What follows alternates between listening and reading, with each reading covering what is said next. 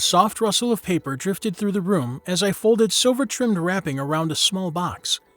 Gabriel sat across from me on the floor, tongue poking from the corner of his mouth in intense concentration as he tried unsuccessfully to keep his ribbon from uncoiling. Why does this stuff always do the opposite of what I want? Gabriel groaned. Because it's strong-willed and very defiant, I whispered jokingly. Gabriel snorted. Oh, please, it's a ribbon, not a leviathan. I'm just glad Ashma helped me work up the courage to get the gifts I'm giving Nak and Maya.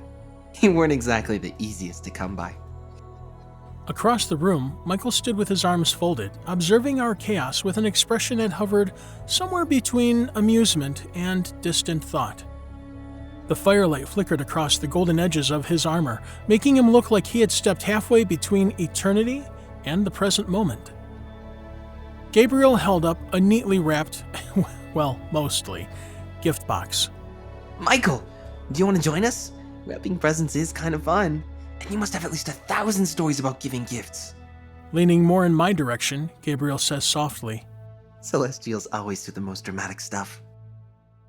Michael's gaze lowered, soft but shadowed. There was a time, he said quietly, when I gave something truly important. Perhaps the most important gift I could offer anyone. A pause. But it is not a happy story, nor one I revisit often. Gabriel blinked. Was it a heroic thing? A big mission? Or wait, was it the moment you became commander of the celestial hosts? I nudged Michael with a grin. Come on! You have to share that one someday. You must have the best stories.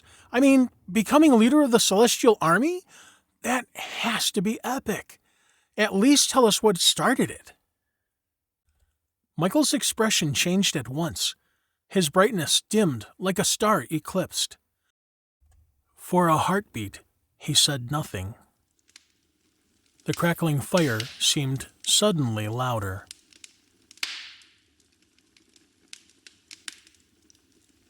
At last, he exhaled. To tell the story of how I became commander. His voice dropped, carrying both weight and sorrow. One must first understand the greatest fall heaven ever witnessed. Gabriel stilled, now uncertain if he should have pressed Michael. Michael turned his gaze toward the fire, its flames reflecting like distant suns in his eyes. The fall of Hellel. And with that, the room grew quiet. I set my ribbon aside, sensing that something infinitely older and heavier than wrapping gifts was about to unfold. A story not of celebration, but of light, pride, love, or perhaps the shattering of them all. This is the story Michael recounted. Michael explained that from the time Ea's breath brought him into being, Hellel was light. Not simply a bearer of it, but its embodiment. Radiant, curious, brilliant in the way only a young celestial can be, untouched by shadow or doubt. He was the firstborn of a generation, and as he grew, he was also one of the youngest to find his place in academia, the ancient scholarly sanctuary where young celestials learn to weave the breath of creation into harmony. Michael and Hellel, well, they were inseparable. Two bright sparks, shaped in the warmth of Ea's love and brothers in every sense. Michael continued as I listened, quite unprepared for the grace and hardship that he would share. I remember us as we were then, racing along the crystalline arches of the Hall of Becoming, our laughter echoing. We were always striving, always reaching, always perfecting the lessons Ea placed before us. I was disciplined and steady, Hellel bold and boundlessly imaginative. Together we brought joy to Ea, and in his presence, we basked like children resting in the embrace of a loving father. But when Ea formed mortals, something changed. Ea called them his heirs, his beloved, his treasures. And though the Celestials rejoiced, marveling at this fragile new creation, Hillel watched them with a stirring in his heart that Michael or any of the Celestials had not recognized. Not then. At first, it was subtle. A glance downward through the veil, a lingering curiosity. Questions asked not to learn, but to compare. Why them? He asked Michael one evening as they walked to the edge of the firmament. Why give them dominion when they can't even hold their own hearts steady? Michael answered gently. Because that is the beauty of them, brother. Their strength is chosen, not inherent. Their love must be learned. It is a journey, not a birthright. But Hillel only nodded and said nothing. Days in the heavens pass like rivers on earth, always flowing, never noticed until the landscape changes. And slowly, imperceptibly, Hillel's wonder twisted into something heavier. He looked upon mortals and saw weakness, a species so easily tempted, so quick to forget the light that they were given, and yet Ea adored them. His voice softened when he spoke of them. His presence brightened when he watched them glow. His heart, if such a thing can be said of the eternal, bent toward them in a way Hillel could not understand. And so he watched, not in malice at first, but in a type of longing, a longing to be seen the same way. There was one mortal in particular who captured his attention, a man of about 35 years, a man whose life had unraveled like a tapestry pulled loose by unwise hands. He had lost his family, his stability, and the remnants of his hope, all to choices he made with eyes wide open. Hillel saw himself in the man's fall, saw reflections of the decisions that had begun pulling him bit by bit from the light. One night, in a moment he would come to regret, he reached across the veil, not in guidance as a guardian would, but in interference as one grasping for influence. He whispered clarity into the man's thoughts. He nudged him away from the ales and opiates, from the dark corners that called to him. He tried, awkwardly, clumsily, to redirect the mortal's path. This was not out of compassion nor out of duty, but because he needed the man to rise from his self-made position so that Hillel could prove something to himself and to Ea. But mortals cannot be forced to choose the light, not even by a celestial star. And one fateful evening, when Hillel descended to see what progress his whispered guidance has made, he found the man collapsed on the cold floor of a forgotten room, consumed by the very addictions he had tried to outrun.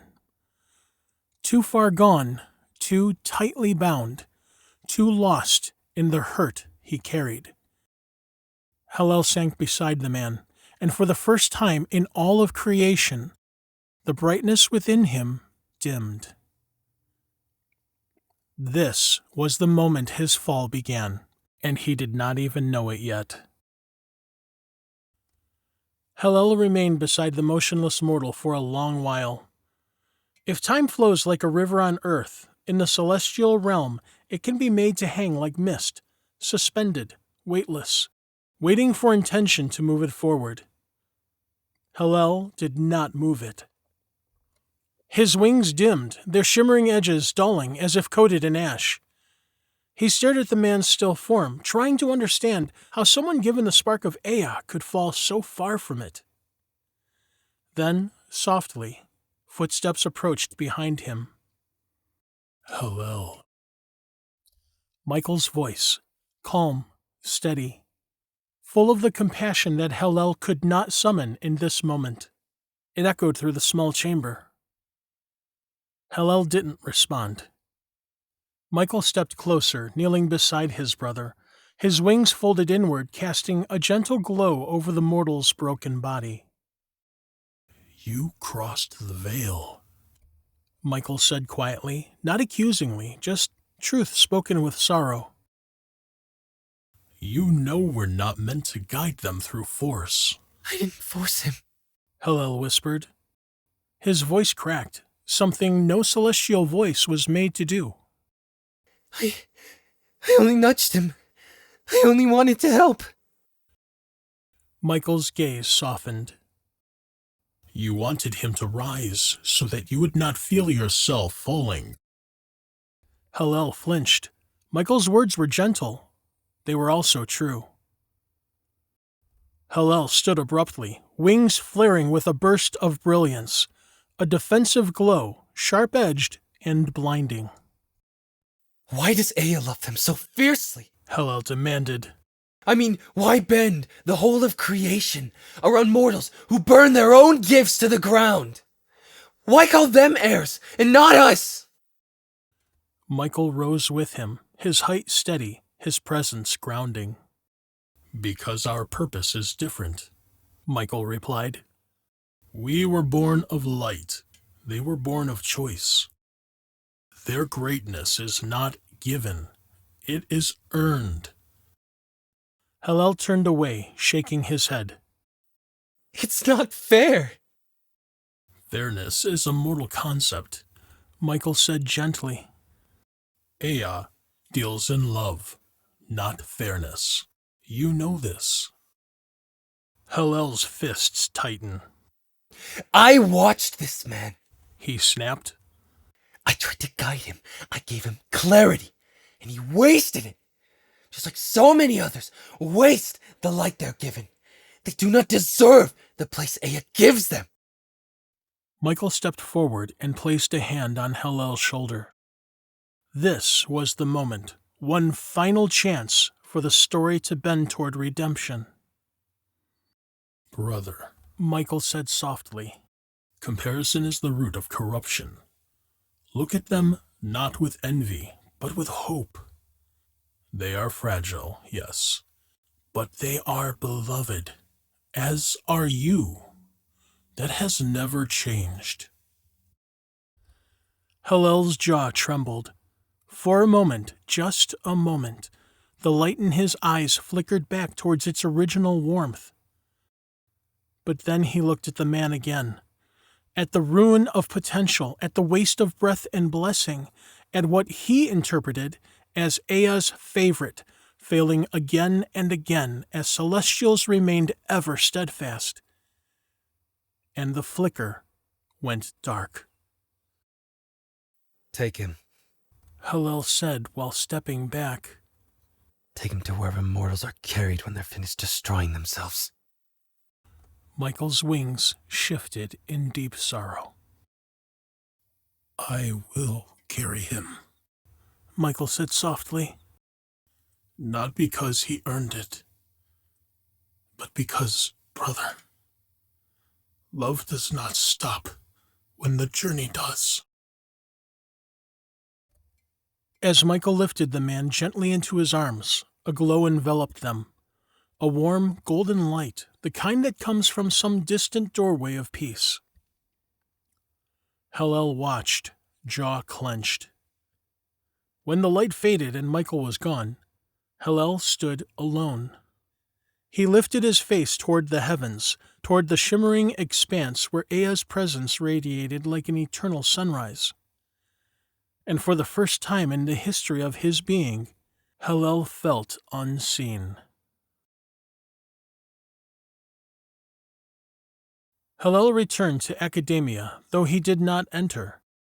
The gates shimmered in their usual welcoming glow, but today that warmth felt distant, muted, as if pressed behind an invisible barrier he could no longer cross without effort. He climbed the highest terrace, a familiar place, a ledge where he and Michael once sat as younglings, legs dangling over the firmament, while they traced constellations with love and laughter. He used to feel Ea here, a deep, permeating warmth that soaked into every corner of his being. But now that warmth felt thin, or perhaps he was unraveling. A small bright presence approached, steps soft as falling stardust. Hello? Came a gentle voice, youthful, curious, and impossibly kind. Ashma. Barely risen from her early lessons, she was brilliant, a little star whose glow had earned Michael's quiet mentorship. Not formally assigned, but he saw promise in her. Purity, creativity, wonder. Ashma stepped beside him, wings fluttering lightly in the way young Celestials did when they were nervous. You left academia without being dismissed. She said. Michael was worried. Hillel forced a false smile. Michael worries too much. Ashma tilted her head, studying him with those wide, luminous eyes that saw more than most realized. I heard you cross the veil. She said cautiously. Is it true? Did you see the mortal world up close? Hillel gazed down through the shimmering window between realms at the swirling mass of humanity pulsing with decisions and consequences. Yeah, He said. and I saw more than I intended. Oh, what are they like? Are mortals really as fragile as the lessons say? Or are they stronger? Do they shine differently? I've always wondered. They're weak! Hillel said sharply. Ashma froze. Her wings, once fluttering, stilled. She looked at him with uncertainty, a child sensing a storm she didn't yet understand. Weak? Hillel exhaled, calming his tone, trying to soften the hardness that had crept in. Yes, Ashma. Fragile. They burn their own blessings to ash. They fall easily. They forget the light, even when it stands right in front of them. Ashma frowned, confusion creasing her otherwise youthful features. But Aya loves them. She said gently, like someone repeating a lesson she treasured. Michael says mortals are cherished because they choose the light, because they learn through hardship, because their hearts grow. Hillel's jaw tensed. Aya's love for them is excessive. Ashma's eyes widened. She took a hesitant step back. Excessive was not a word Celestials used to describe the Eternal's affection. Hillel noticed her retreat, and his expression softened suddenly, almost tenderly. He placed a gentle hand on her shoulder. Forgive me. I speak from disappointment, not truth. I only wish you could see what I saw. The waste, the ruin, how deeply he grieves for them, how much he pours out, only to watch them turn away again and again and again. Ashma's small face filled with sympathy. Oh, that is sad. She said quietly, looking down into the mortal realm with new uncertainty. I didn't know it hurt him that much. Hillel watched her carefully. A tiny seed, confusion, empathy tipped toward sorrow, settled within her. He didn't push further. Not yet. You are young, Ashma. He said, brushing a stray strand of light from her face. You shine too brightly to see the cracks. Ashma hesitated. Hillel, sometimes when you talk you sound different. Not like yourself. Hillel turned away, hiding the flicker of darkness in his eyes. Perhaps He whispered. you're finally seeing clearly. Ashma stepped backward, unsure, torn between trust and unease. But she didn't run. Not at first. Instead, she gave time to her thought, and it returned with hesitation. And that tiny hesitation, that sliver of doubt, was exactly what Hillel had wanted.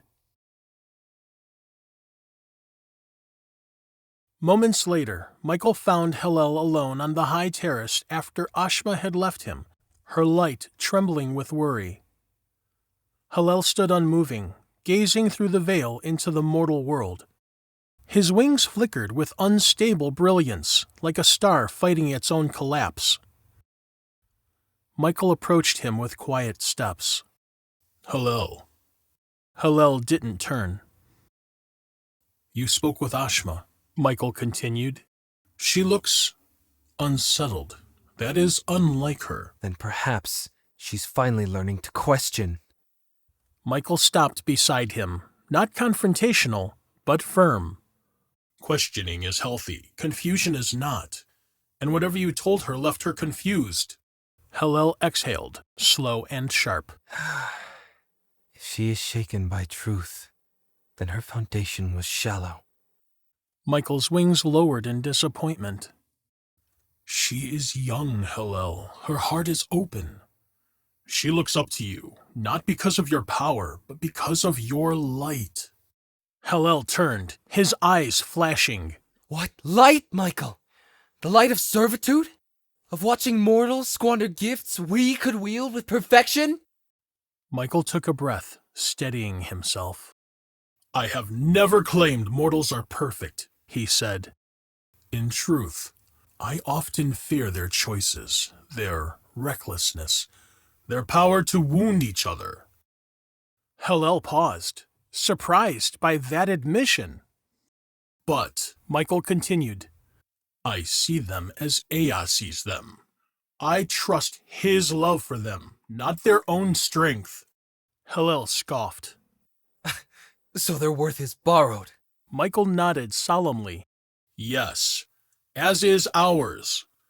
That struck something, a truth Hillel did not want to face. He stepped closer, voice edged with anger. We do not fall as they fall. No, Michael replied. We fall differently and far harder. Hillel's wings clenched tight. They waste everything, Michael. Every blessing, every chance. They're a cycle of ruin. Michael didn't deny it. They are, he said plainly. But they can rise from the ruin. That is what Ea cherishes, their capacity to turn toward the light after walking through the darkness. Hillel's voice dropped to a growl. And you believe that justifies his favoritism? Michael met his eyes. Sadness, not accusation. It is not my place to understand Ea. It is my place to understand his heart, even if I struggle with it. Hillel stepped forward until they were nearly face to face. And you've never once questioned it? Michael's answer came after a long, honest pause. I have questioned. He looked down at the mortal world. I have watched them destroy themselves, harm each other, reject every gift given to them. Yes, it is difficult to understand his devotion. He looked back at Hillel. But I trust his wisdom more than my understanding. Hillel's eyes hardened. You trust too easily. No, Michael said softly. I trust Ea, not them. Hillel turned sharply away. Then you're blind. And you are hurting. The words struck deep, deeper than Michael intended. Hillel spun back toward him, wings flaring wide. Do not speak to me as if I'm wounded. But you are, Michael said, stepping closer. You crossed the veil to seek meaning. You tried to guide a mortal out of darkness, even though you despised their weaknesses. You saw yourself as him, Hillel. That is why it unsettled you. Something flickered in Hillel's eyes, pain quickly hidden. Michael pressed gently. You felt compassion, and it frightened you. Hillel's voice rose, cold and sharp. I tried to save him, Michael.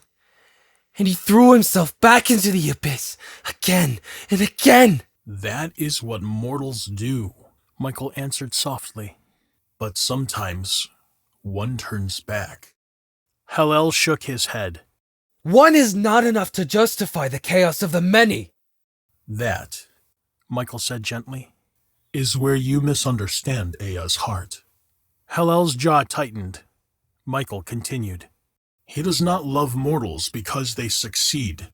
He loves them because they can choose to rise. Hillel whispered, bitter.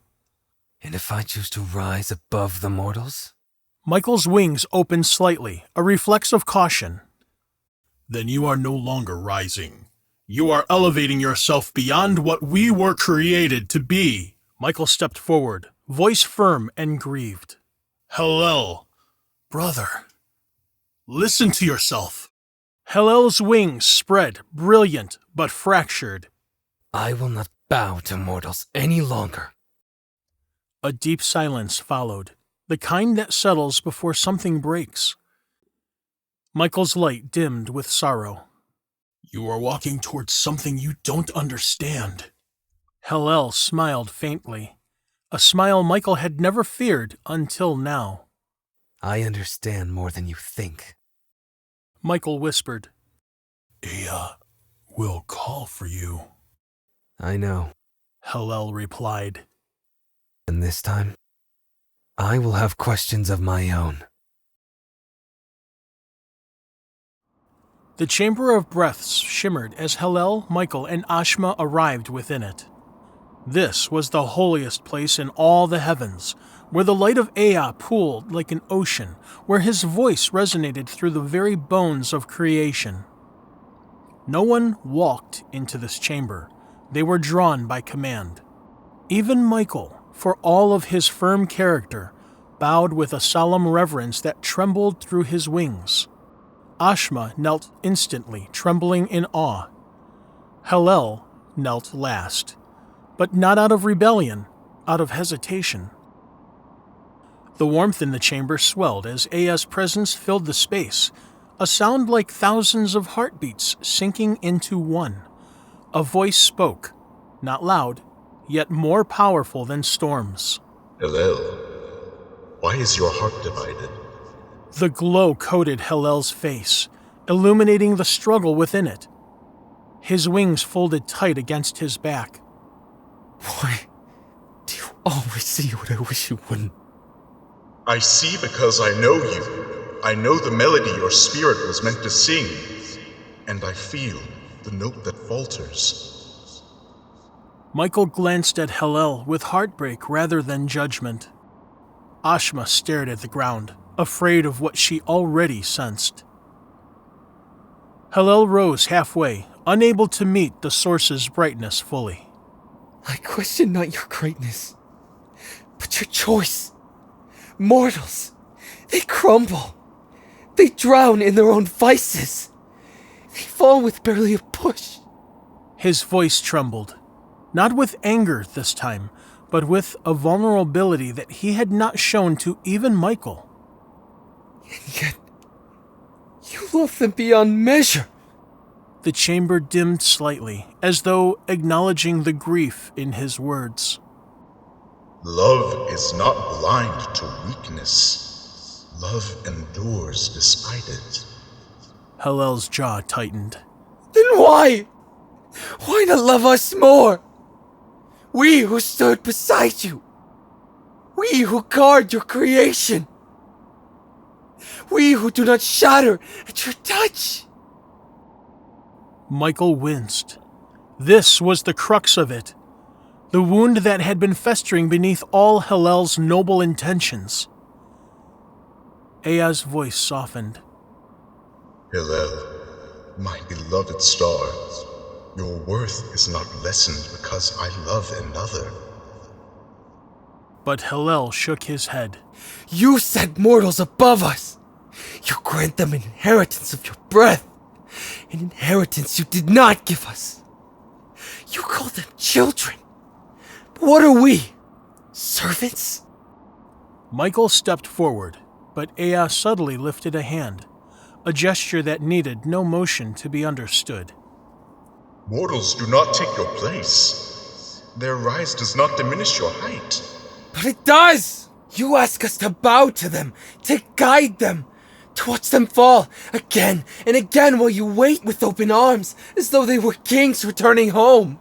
His voice cracked. What of us?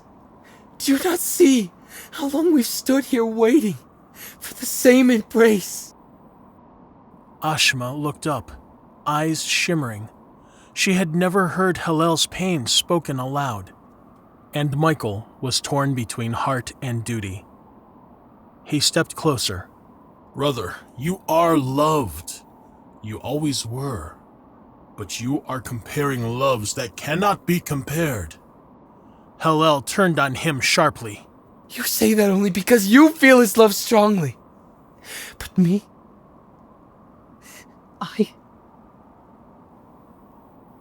do not know my place anymore. Michael froze, because this insecurity was the one thing he never imagined Hillel could feel. The chamber brightened suddenly, not in anger, but in truth. Hillel, your place has always been near me. But jealousy blinds your eyes to the very warmth you crave.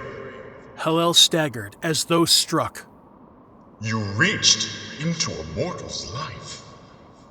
Not from humility, but from fear. Not from love, but from longing. The mortal man's image appeared in shimmering light, the one Hillel had tried to save. A man trembling under addiction, a man broken by loss, a man who had stopped believing in himself. Hillel's face twisted in grief. I tried.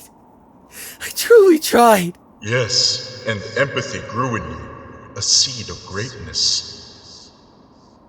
But you sought to rule mortals, not walk beside them. Hillel's eyes widened. And that desire darkens your spirit. The floor beneath Hillel pulsed faintly with a dull crimson. Ashma gasped. Michael's wings lifted in instinctive defense, though he didn't know what he was defending against. Hillel's breath hitched. What is happening to me? Ea's voice resonated with sorrow deeper than the oceans. You are changing, Hillel, because you are choosing a path where my light cannot guide you.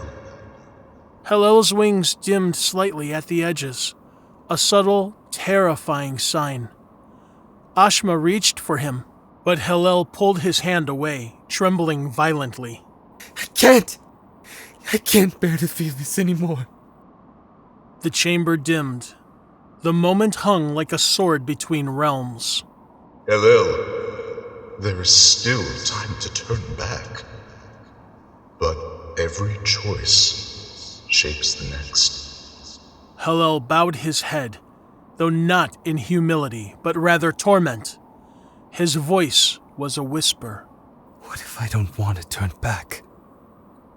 The chamber fell silent. Even the light seemed to hesitate. Michael inhaled slowly, knowing the storm had begun. The chamber of breaths emptied slowly, the light withdrawing, the echoes fading like dying stars. Michael and Ashma remained, unmoving, watching Hillel as he stood alone in the dimming glow. Michael was breathing hard. It's difficult to catch your breath when witnessing that which breaks your heart so deeply. Ashma clutched her hands together, trembling, whispering silent prayers Ea did not need to hear to know. Hillel's wings flickered, not dim, not bright, just unstable, like flame without oxygen. Brother, please, do not harden yourself against him. I am not hardening myself. He paused, then whispered. I'm breaking. Ashma stepped forward, tears gathering behind her shimmering eyes. Hillel looked at her as though her tears cried for the impossible, for something too late. Without warning, a ripple formed in the chamber. A vision descended, not summoned, but triggered by the fracturing of Hillel. The mortal man appeared again, shaking, alone in a small room lit by a flickering torch. He was staring at himself in the reflection upon small pockets of collected waters that puddled on the ground, palms pressed to the dirt, trembling violently. His ghosted words echoed through the chamber. I can't do this anymore. Hillel staggered toward the vision as if pulled by gravity. No, not again. Not like this. Michael closed his eyes, pained. He didn't trust mortals, but he felt for them, because Ea did. Ashma covered her mouth, stifling a cry. Why won't he fight? Why won't he try? Michael's voice came low, quiet. Because there are times when wounded people do not know they deserve healing. Hillel's hand brushed through the shimmering vision as if to stop the man, but his fingers passed through like smoke. The vision snapped.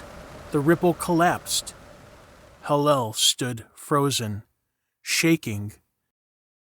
He died. Ashma let out a soft sob. I tried. I truly tried.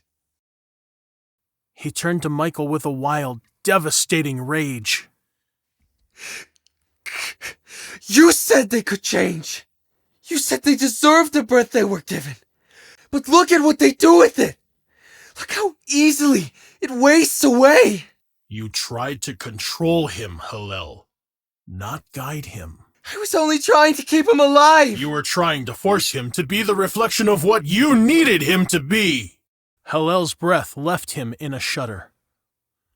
Then Michael softened. You saw yourself in him.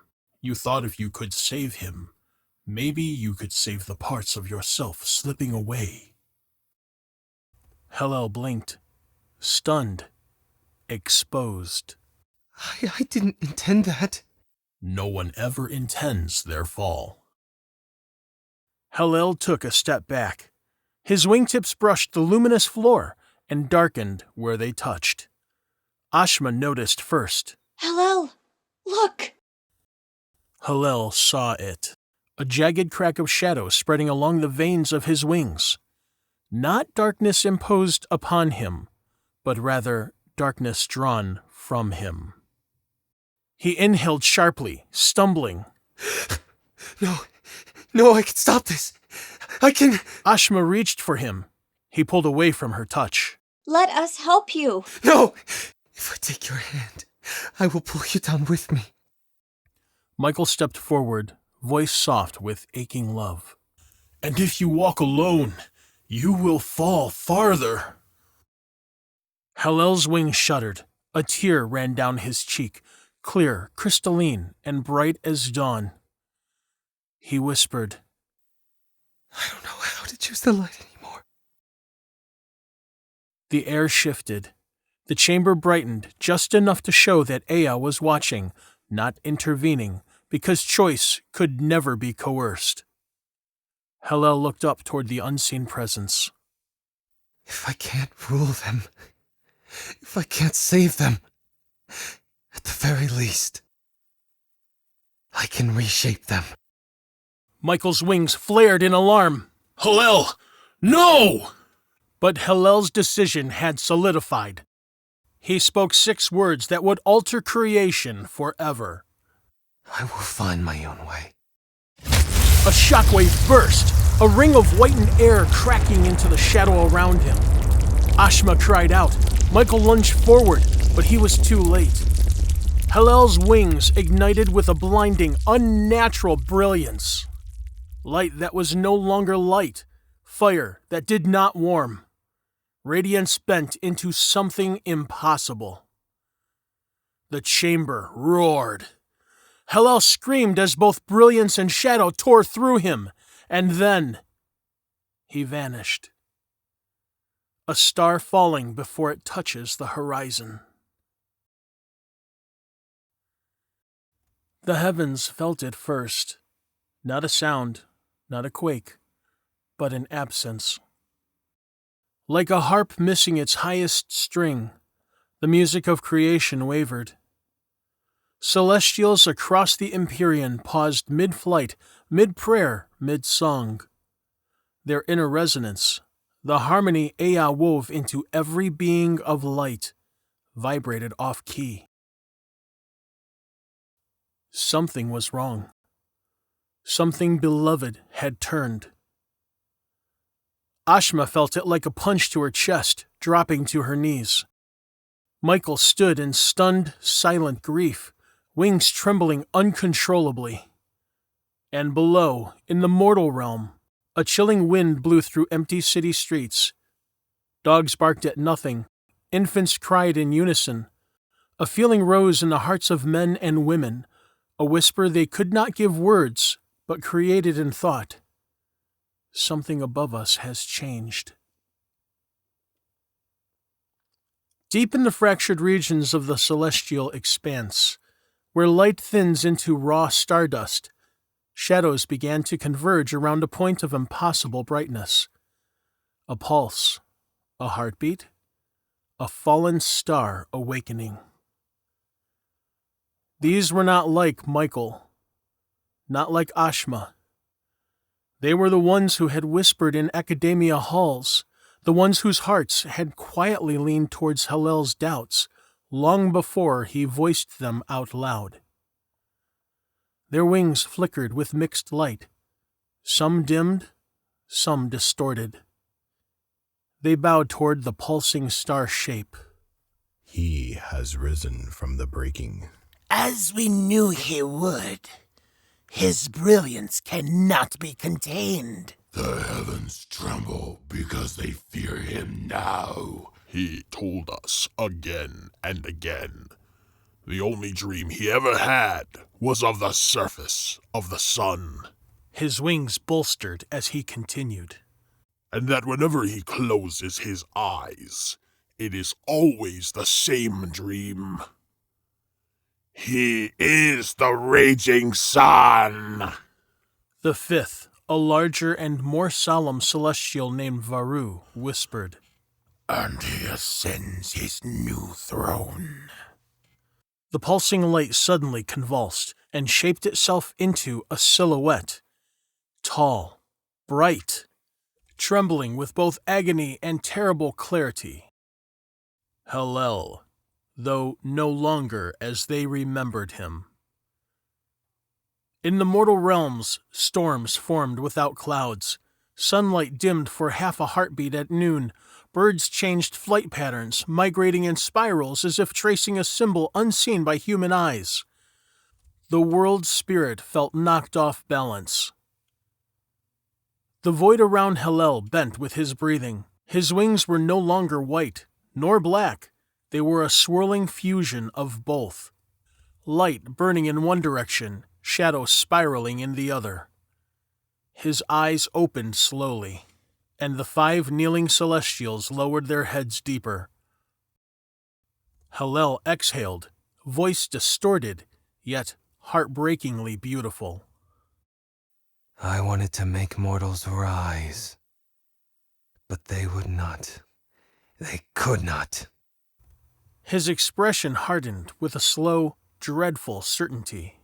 So I will become the light that they cannot turn away from. The 5 celestials inhaled sharply, fear and awe entwined. You mean to replace Ea? Hillel's eyes closed. I can see a world of pure fire, pure truth, pure power. His eyes snapped open, blazing white. It calls to me. It recognizes me. And I will ascend it. Back in the Empyrean, Michael pressed a hand to his heart as a violent tremor rolled through him, a ripple from Hillel's awakening. Ashma grabbed his arm. Michael, is he gone forever? Michael stared into the distance, eyes full of fury and indescribable sorrow. No, not gone. He swallowed. He's gathering those who agree with him. Ashma trembled. He's not just falling, he's leading? Michael nodded. And the world, both ours and theirs, will feel the consequences. He turned towards the mortal realm, senses attuned to the tremors in its spirit. The battle has not begun, but the first shadow has touched the sun. As time passed, the Empyrean had grown unnaturally quiet, not peaceful nor serene, but watchful. Celestials paused their duties, sensing Aya's awareness ripple through the realm like light bending in new directions. Michael stood alone in the Chamber of Breaths, the same place where Hallel had made the shattering choice. Ashma waited outside the great doors, knowing some conversations were not meant for her ears. Michael bowed his head, but not just due to humble reverence for Aya. He felt the weight before the words. This moment carried a weight so heavy, the stars themselves seemed to lean closer. He whispered, Father, I do not know if I failed him, or if he failed himself. The words tasted like grief and guilt and a love he could not extinguish. That was when the light shifted. Not brighter nor louder, just nearer. Aya's presence filled the chamber like the warmth before dawn breaks, a warmth that knew Michael, understood him, and had always known this moment would come. At first there was no voice, no thunder, no vision, just a presence that wrapped around Michael like the gentle gravity of a familiar embrace. When Aya did speak, the sound resonated in Michael's spirit rather than his ears. My beloved Michael, your heart trembles. Michael exhaled sharply, fighting the tears pressing behind his eyes. I trained with him. I fought beside him. I trusted him. A pause, and then a crack in the voice of a warrior. He was my brother. Aya's presence pulsed with compassion. He is still your brother. Michael shook his head. He gathers followers. He seeks a throne that is not meant for him. His wings trembled. I recognize the danger, but I fear the war. Aya's voice was gentle, but carried the weight of eternal truth. Courage is not the absence of fear, Michael. It is the willingness to move despite it. Michael inhaled and exhaled slowly. What would you have me do? A warmth filled the chamber, a profound and overwhelming love, and Michael felt it pierce through every layer of his being. Michael, you have always been my steadfast one, my shield, my loyal fire. Michael's breath caught. You love fiercely. You protect instinctively. You see the weakness of mortals, and still, through my heart, you choose to defend them.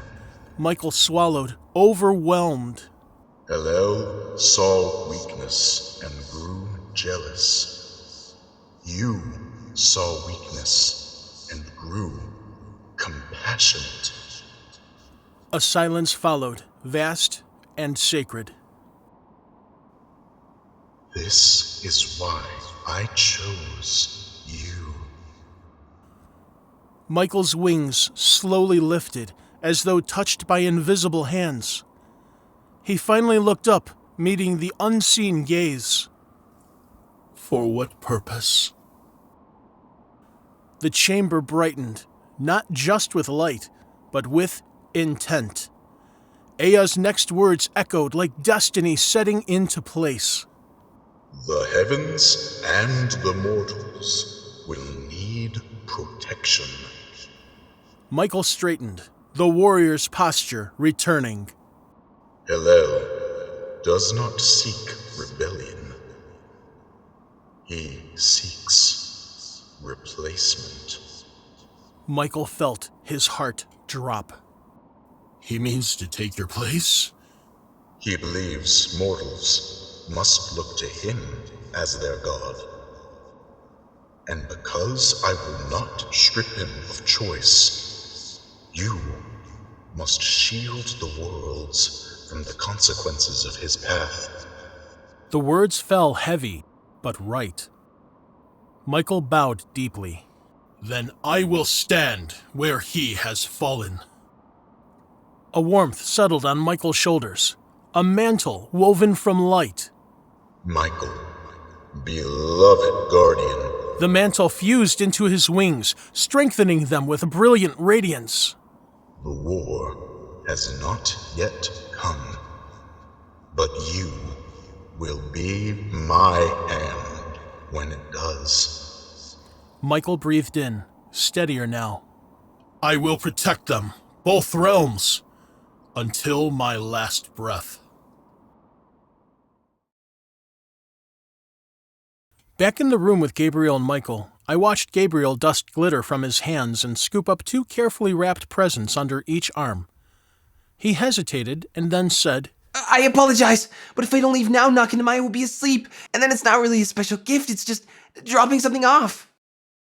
He nodded to me, and then, as if feeling the room, he walked over to Michael, set his gifts down on the floor, and hugged him. Michael hugged him back. You know, it's not often Michael shows this side of himself, but when eyes are not pressing and his stoic and reverent leadership isn't needed, I've witnessed a very loving and brotherly side of Michael when Gabriel's around. Then you should go. They will be happy to see you. He stepped aside as Gabriel passed, the warm glow of the room reflecting softly into the night. Gabriel waved and slipped out the door, his excitement trailing behind him like falling stardust. The room grew quiet again. I began picking up all the leftover wrappings and bonding ribbons. Michael turned towards the doorway, but I spoke before he could take a step. Michael? I paused. You're not really gonna leave without finishing your story, are you? Michael lifted a brow. Story? I folded my arms knowingly. Yeah, the gift you mentioned? The one you said might have been the most important gift you ever gave, remember? Michael's posture shifted, subtle but unmistakable, a slight tightening in the shoulders, a softness in his breath. I said it may be a story for another time. I stepped closer, lowering my voice. You said that twice, actually, which, for you, means you're trying not to answer. I tried to lighten the mood with a small smile. Come on, you can't tease something like that and just vanish. But then I saw it. A shadow behind his eyes, not darkness, but grief, quiet, carefully contained, the kind of sorrow that he rarely let anyone glimpse. The smile faded from my face. Oh, I whispered. It was for him, wasn't it? Michael didn't answer. He didn't need to. His eyes lowered, lashes dimming the firelight reflected in them. Even in the silence, his pain spoke volumes. Michael, you've been fighting him for longer than I can even imagine. You and your entire battalion. He tried to overthrow everything you protect. And still, you didn't want to lose hope for him? Michael closed his eyes. I had never witnessed a celestial tear before that moment, and in seeing it, honestly, I could feel the ache of his memory. For all his strength, Michael either didn't or couldn't meet my gaze, as he said, Aya has always taught us that we must strive to see the light, even in the darkest of places. And he was, Michael corrected himself with a deep sigh. is, my brother. I knew the one thing Hellel secretly wanted, the one thing he lost the moment he fell. Michael paused and then said in a voice barely above a breath, Ea's light. He would say that his only dream was of the surface of the sun, and that every time he shut his eyes, it was always the same. He wasn't dreaming of power. He opened his eyes slowly, sorrow warming them like a dying ember. He was dreaming of Ea's warmth, of the love he used to have, of basking in the divine light, the way we did when we were both young. For a moment, Michael seemed lost in the memory. Distant suns, childhood laughter, and brightness without shadow. I still had to confirm what I thought I was hearing. So, your gift, it truly was for Hellel? Michael swallowed gently. I asked for permission, uncertain if it might anger or frustrate Ea, but surprisingly, it did neither. I asked if I could gift him just one day of Ea's light. Michael finally met my gaze, and though his voice was quiet, it carried the weight of galaxies. And lovingly, Ea approved. Back within a memory, Michael stood alone in the Hall of Radiance. The gift rested before him on a pedestal, small at first glance, yet impossibly bright, wrapped in a soft lattice of starlight and woven gold. Even covered, it pulsed like a heartbeat, gentle, warm, and very unmistakable. It was Ea's light. Ea had allowed this. More than that, he actually approved. Yet Michael found it difficult to lift. He stared at it with exhaustion deep in his bones. His wings felt weighted by the memory of battles fought against his brother. He tried to steady himself. His hand hovered over the gift, but concern gave him pause. What would they think? Michael whispered into the empty hall.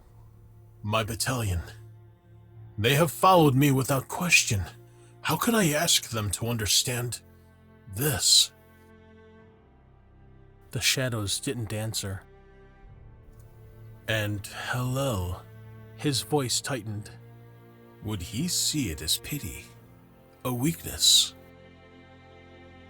He stepped back again and again, until he could no longer feel certain about the impact his actions may have. In quiet, hidden sadness, he turned away. But someone else had been watching. Ashma, hidden behind the mirrored columns. The young celestial, sharp-brained, bright-eyed, still innocent in so many ways, felt her chest ache as Michael walked away. She had always admired him, not just for his strength, but for his loyalty, his heart. And now she saw that heart breaking. Michael hadn't said it aloud, but Ashma knew. He still loved his brother. He still hoped. But Michael would never bring the gift. He couldn't. Duty wouldn't let him. Ashma's decision crystallized like frost forming in sudden cold. She stepped forward the moment he disappeared from sight, her small hands trembling as she gathered the starlit bundle against her chest. I'll do it. She whispered. For him and for you. She vanished into the rift between worlds. Hellel's domain was carved from shadow and broken brilliance, a twisted reflection of the place he once called home. The throne room stretched endlessly, lined with pillars of obsidian and fractured light. The air tasted of embers and bitterness. Ashma entered silently, her heart hammered as she placed the wrapped gift on the cold stone beside Hellel's throne. Just leave it. She breathed to herself. He never has to know it was me. She turned towards the exit, but the air tightened behind her. Two fallen celestials entered first, their wings metallic and cracked, their eyes burned with suspicion. And behind them came Hellel, tall, radiant even in corruption, a beauty sharpened into danger. His voice cut through the room like cold steel. Ashma. Her breath hitched. She hadn't expected him to sound so different. I'm not here to fight. She stammered, holding her hands up. I only came to deliver something. Hellel brushed past her, almost dismissively, his attention locked on the wrapped object by his throne. And what would you ever have for me? He asked. I do not receive gifts. I take what I need. It's from Michael. Hellel froze. A small, sharp laugh escaped him, bitter enough to shatter glass. Michael, he echoed. My righteous brother sends me presents now. He tore the shimmering wrap aside. The moment the orb of light was exposed, the entire throne room shifted. Warmth, true warmth, flooded the air. The fallen flinched as if struck. And Hellel? Hellel inhaled sharply. The orb rose into the air, hovering above his hand. Its brilliance intensified until it painted the room in soft, living gold. Then, a warmth of memory struck him. He saw himself as a child celestial again, laughing, glowing, weightless in the splendor of a close burning sun. Michael beside him, younger, smiling wide, trying to keep up as they danced in the light of Ea. They chased each other through the brilliance, no bitterness or ambition, only joy and brotherhood. They collapsed into a radiant field, still laughing, the warmth of Ea's love surrounding them like an embrace. Hellel's chest tightened. He reached outward toward Michael in the vision. And as the memory faded, an unanswered ache split through him. A single tear, bright as molten gold, slipped down his cheek. He wiped it away as if scorched. Ashma, Hellel said, his voice cracking, and now more familiar to her. you should leave. The two fallen celestials stepped forward, hands gripping her arms. Hellel's voice snapped through the room like lightning. His wings flared, glowing with dark fire. Let her go. They released her instantly. Ashma stumbled back, heart pounding. Hellel, She whispered. I only... Do not speak. His voice trembled. Whether from fury, anguish, or something deeper, she could not tell. You delivered your message. You will never return here again. Ashma turned and fled, her small wings beating hard as she escaped towards the rift. But as she glanced back, just once, she saw Hellel standing alone beneath the fading glow of the gift. Back in the present, the room was quieter now. Michael's voice wavered. So, I could not deliver the gift. Not after so many battles. My battalion, they needed strength, not sentiment. And I did not want Hillel to think I pitied him. So Ashma brought it. Michael gave the smallest of nods. She did what I could not, He whispered. Ashma is far braver than she appears, but now I sense something shifting in her. A crack in her certainty. The moment she saw the pain in Hillel's eyes, I believe something in her changed. Huh. Well, depending on what changed, that's not necessarily bad, I said gently. Michael looked troubled. Compassion can become confusion. Confusion can become doubt. And doubt, I finished, when placed in the right context, can lead to understanding. Michael looked surprised by my reply. Michael, I continued softly, you think your gift changed nothing, but you don't know that. Maybe all you did was warm a single moment of Hillel's heart, but sometimes that's all it takes to soften stone. Look, I'm not saying that we should ever just simply trust him or ever forgive him. Michael said nothing, but his expression shifted, a hint of hope buried under layers of exhaustion. I gestured toward the small pile of wrapped gifts Gabriel left behind. Look around you. Tinsel battle scars, wrapping paper in defeat. But gifts, so many gifts, for no other reason than to make someone smile. Michael frowned. I'm not sure I see how this relates. Okay, think of it this way. Your gift led to Ashma's courage, I explained. And Ashma's courage? That's what inspired Gabriel, remember? He said so earlier. Oh, please, it's a ribbon, not a leviathan. I'm just glad Ashma helped me work up the courage to get the gifts I'm giving Nakin to Maya. In fact, he told me he wanted to do something meaningful this season, something kind of heroic and kind of warm. That's why he went to some pretty extreme lengths to get the gifts that he was wrapping for Nakin to Maya. Michael's expression softened. Oh, and Nakin to Maya, I continued. I don't know if you heard, but they're going to give their gifts to two families who have lost everything in the mortal winter. Gabriel knows.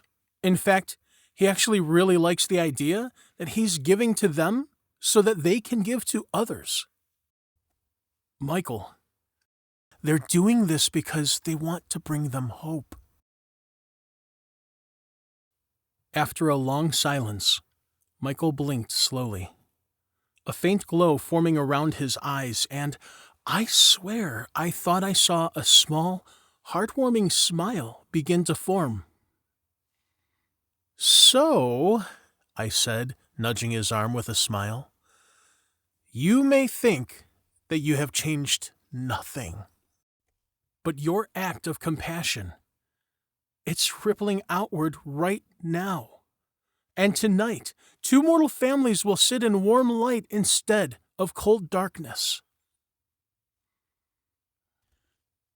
Michael looked towards the night sky again, but this time, the sorrow in his gaze had shifted. Not entirely gone, but softened. Ea once told me, He said quietly, that even the smallest beam of light will travel farther than any shadow ever could. I smiled. And you, my mortal friend, He looked down to meet my gaze. you've just proved him right. A lump formed in my throat. Tears, they started welling up in my eyes. I wanted so badly to say something caring in return, especially since I knew his stance on me. But Knowing his normal stoic nature and not wanting to mess up this moment, I decided silent reverence was best. The fire crackled gently. Somewhere in the distance of the night, we both heard Gabriel's laughter.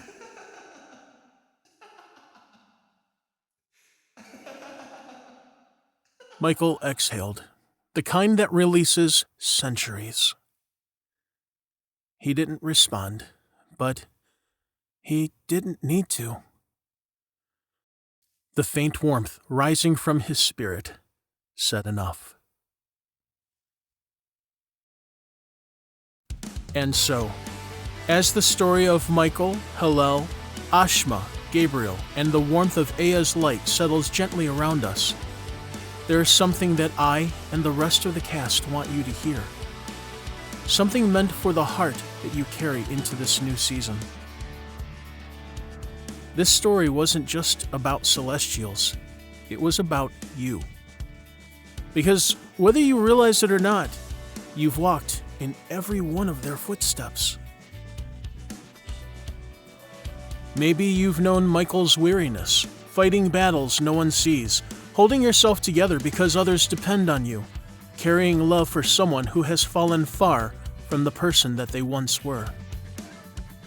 Maybe you felt Ashma's courage, quiet, trembling, but still stepping forward to do something brave, something kind, something that matters, even when no one will ever know. Or maybe at some point in your life, you've been Hillel, hurting so deeply that it twisted the way you saw the world, longing for the light that felt out of reach, dreaming of warmth you feared you no longer deserved. But know this, you are never beyond the light, you are never beyond hope, and you are never beyond redemption. Not now, and not ever. Even the smallest kindness you give, the smallest forgiveness you offer, the smallest spark of light that you hold on to when everything feels dark, it matters. It ripples. It reaches places that you will never see. Michael thought his gift meant nothing, but it ignited courage, compassion, and healing far beyond his understanding. And tonight, your heart is capable of the same. So, this Christmas, or now technically the day after, may you be brave enough to offer warmth where there is cold. May you forgive gently, even when it hurts. May you hold on to hope, even when your hands feel empty. And may you see the light in others, even the ones who hide it well. But most of all, may you always see the light in yourself. It's a light that no darkness can ever swallow, a light that belongs, a light that matters. May you walk into this season carrying the truth of our story whispered. That every act of love, every quiet kindness, every moment you choose compassion over judgment, you change the world one soul at a time.